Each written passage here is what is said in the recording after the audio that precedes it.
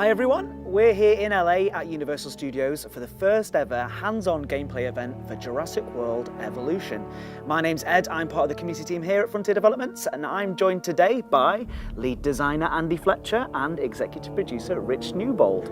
So obviously, like I said, we came all the way out to LA for this. It's been a really, really special event. We've been working on Jurassic World Evolution for quite a long time now. And today, we've been finally able to show the game off to people outside of Frontier. So how has that felt for you guys who've been working on it for so long? It's been amazing. We're really proud and excited to be working on this game, and it's been amazing just to see people's response to it after seeing the gameplay for the first time.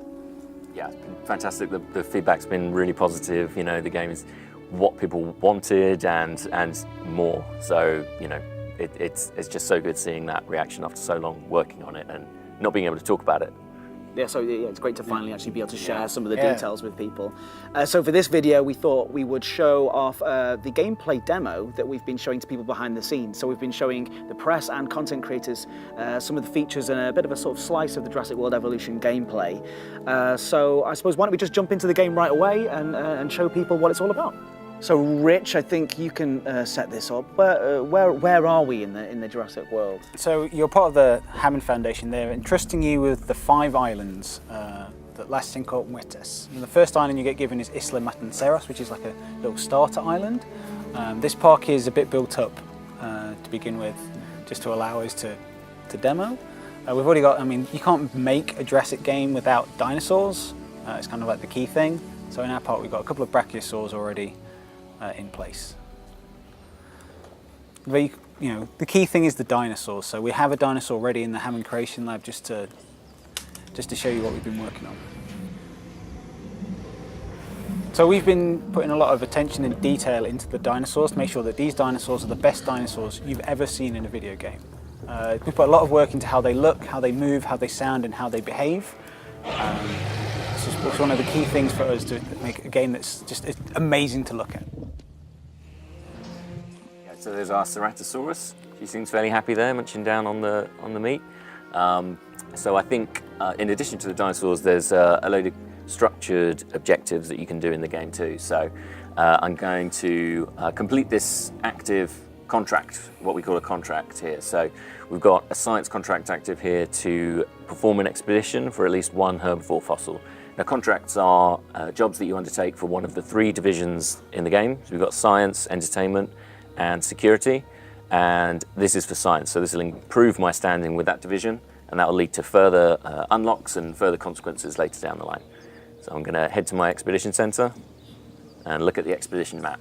It shows me all the dig sites I've got available around the world. So one part of the game that we're putting a lot of detail into is the authenticity of the game. The dig sites that you're using in the game are based on real-world dig sites, and the fossils and the dinosaurs that you find in there are based on real-world science. We want it to be as real as possible.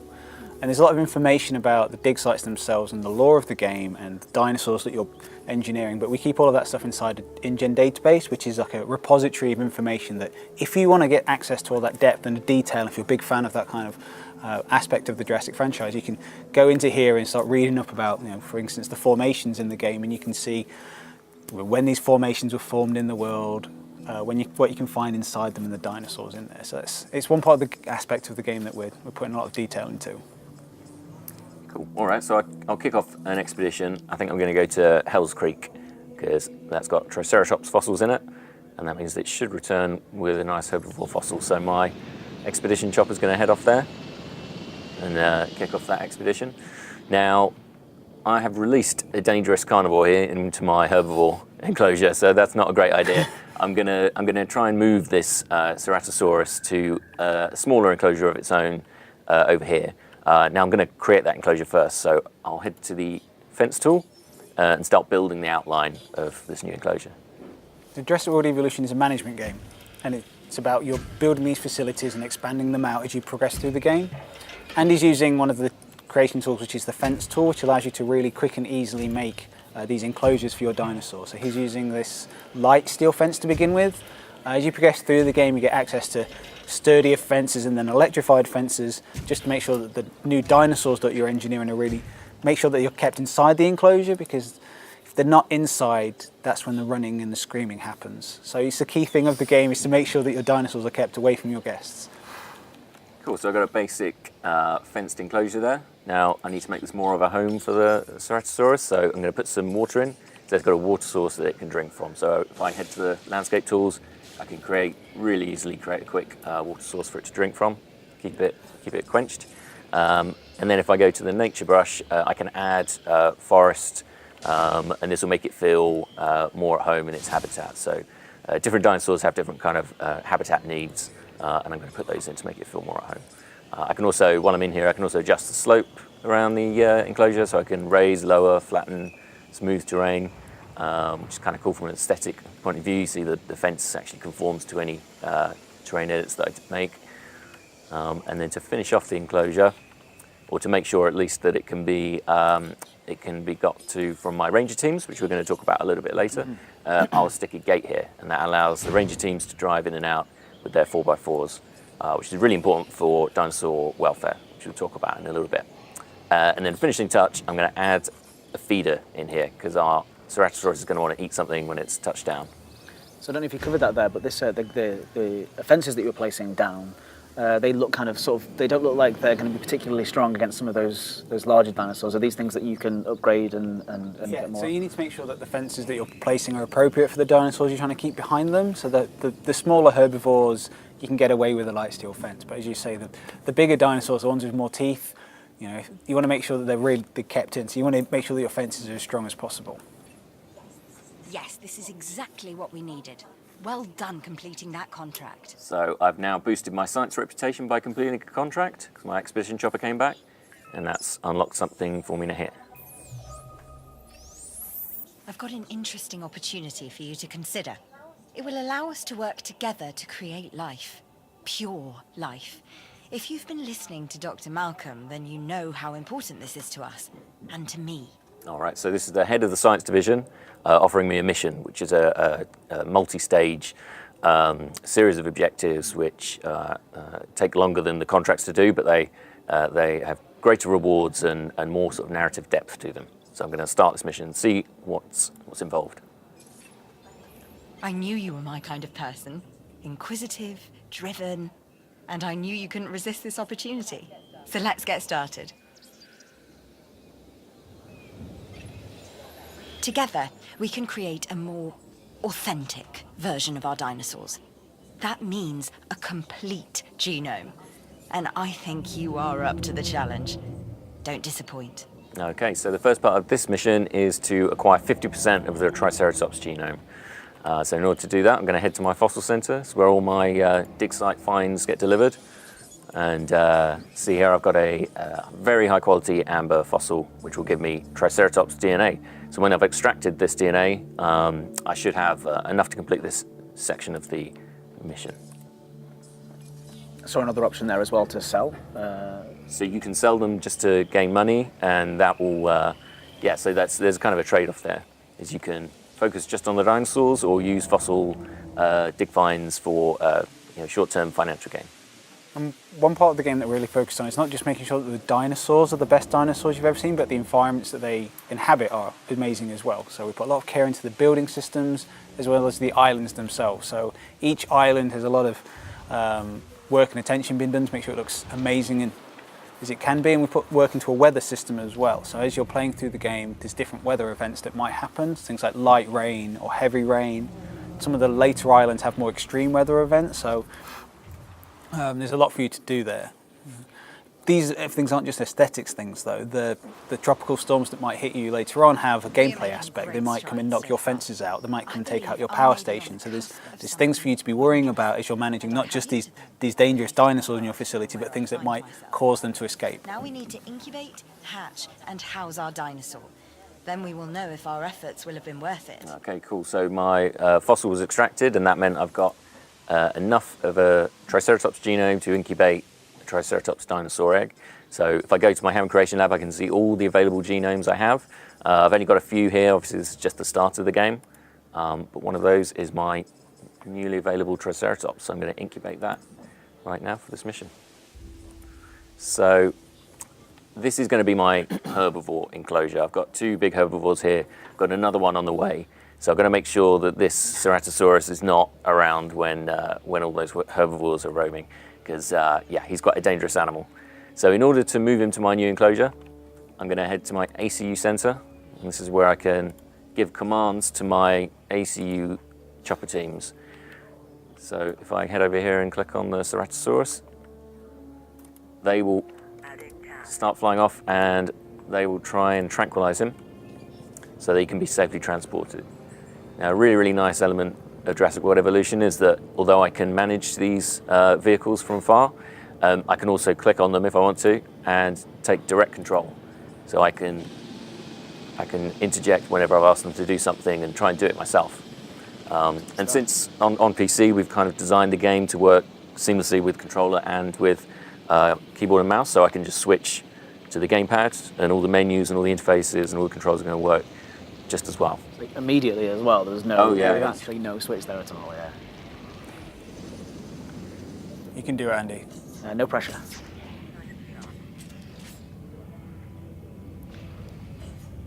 Nice. Yay. So we really wanted the dinosaurs to behave and move in realistic ways, just the way they look and the way they move, the way they fall when you tranquilize them. I feel a little bit sorry for him now. Her, sorry. Her. I do apologise. Yeah, All absolutely. hers. All right, well, she's safely tranquilized. Now I need to transport. So transportation is also now at the ACU center. Now, a really quick way to go between buildings is to switch to the schematic view, the map of the island. And this shows me the whole island area I've got. And I can really quickly see my dinosaurs, my vehicles, state of my buildings. It's really, really useful for quickly accessing buildings. And here I'm going to get in touch with the transport team and ask them to transport this Ceratosaurus from its current enclosure into the new one that I built.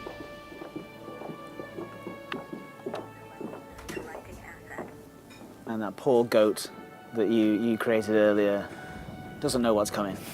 It might be fine.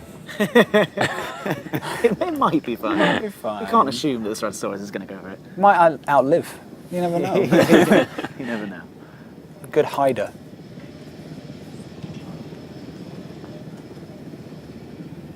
There she goes. Can you name the dinosaurs as well? Yeah, you can name the buildings in the game and the dinosaurs themselves if you want. If you just want to have that personal connection with the animals. I'm not sure why you'd want to get a personal connection with a carnivore, but the option's there for you. Each to their own. Yeah. Okay, well, she's on her way. So now I can safely release my new Triceratops into the herbivore enclosure.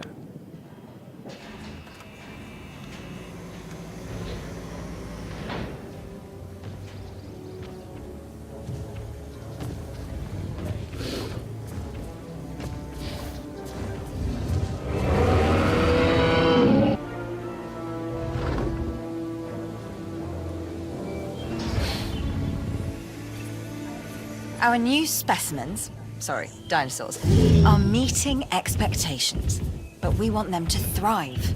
That's your next assignment. Making sure our specimens are properly cared for. In other words, dinosaur welfare. The difference with dinosaurs is that they have no point of reference to understand humans, so don't expect much in the way of thank yous. And another part of the game that we're really excited about is the opportunity to Jeff Goldblum. Yeah. He's reprising his role of Dr. Ian Malcolm, and he's throughout the game. Yeah, he's there as a narrator, as like a voice of conscience.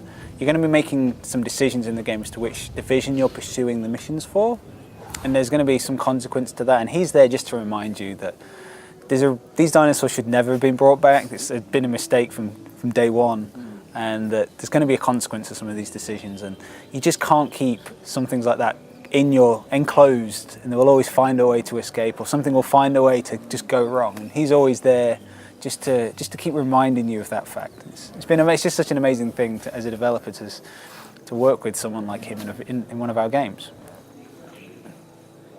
Cool. All right. Well, this next stage of the mission is all about, as the head of science said, dinosaur welfare.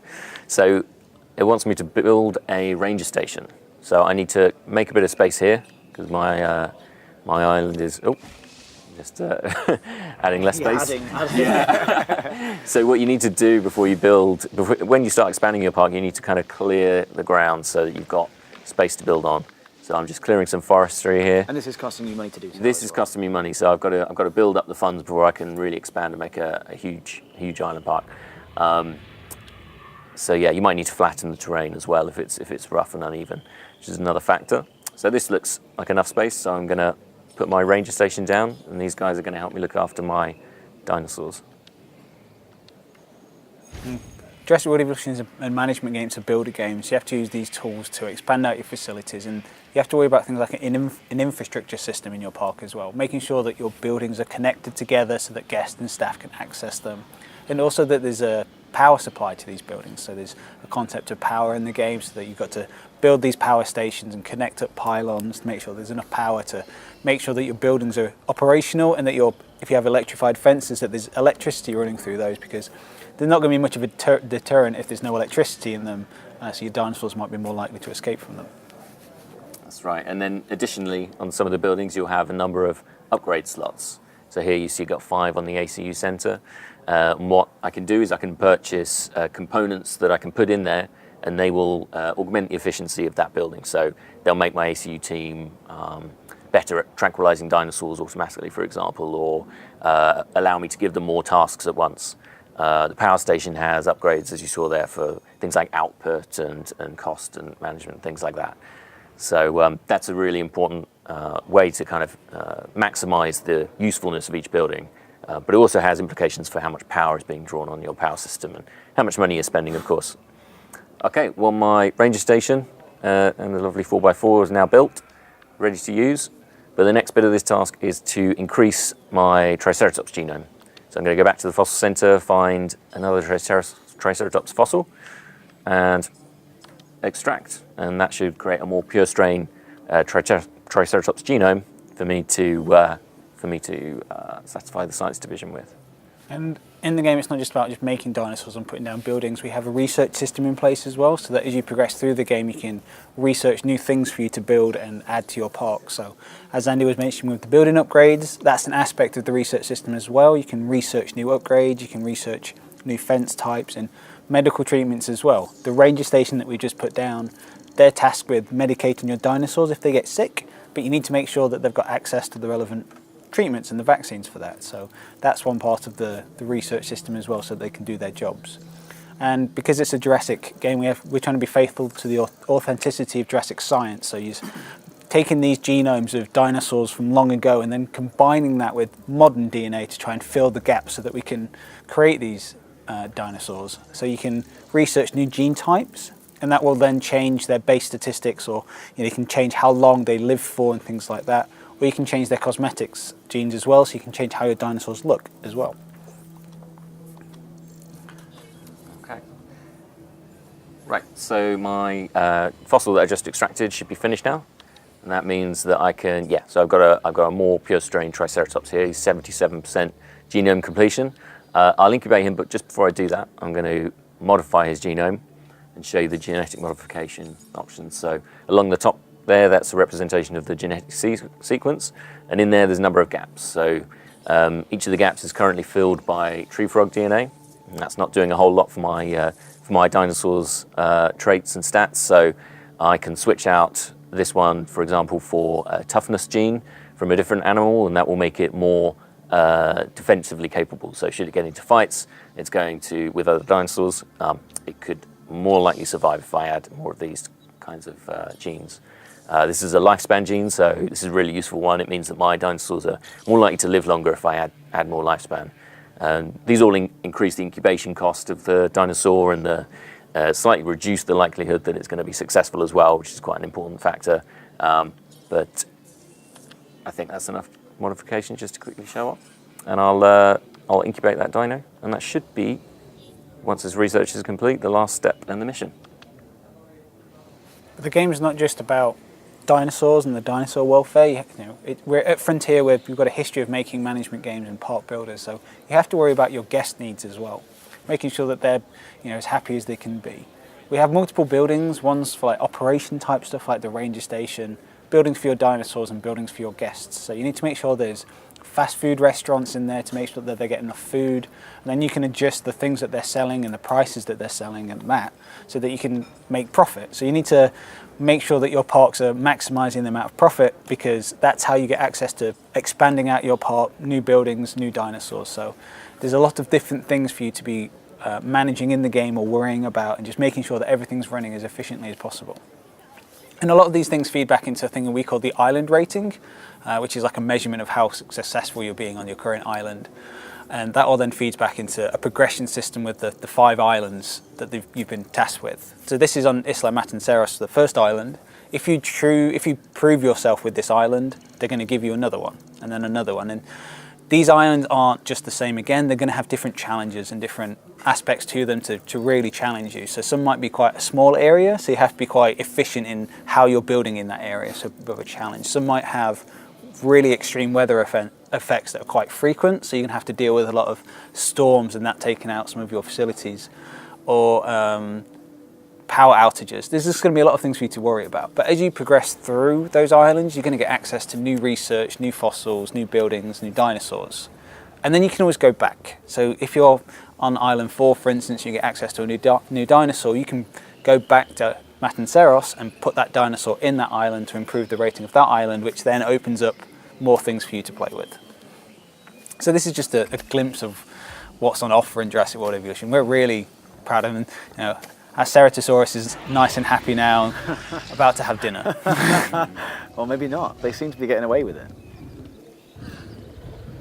Oh, that goat is far too brave. So thank you guys for that amazing gameplay demo. It really does look absolutely amazing. And it's not that long before people can play Jurassic World Evolution themselves, because the game comes out on June the 12th, 2018, which really isn't that long away. It's very, very exciting stuff. So follow us on Twitter at JW_Evolution. Find us on Facebook and subscribe to this YouTube channel for all of the latest Jurassic World Evolution news. Thanks again, and we'll see you soon.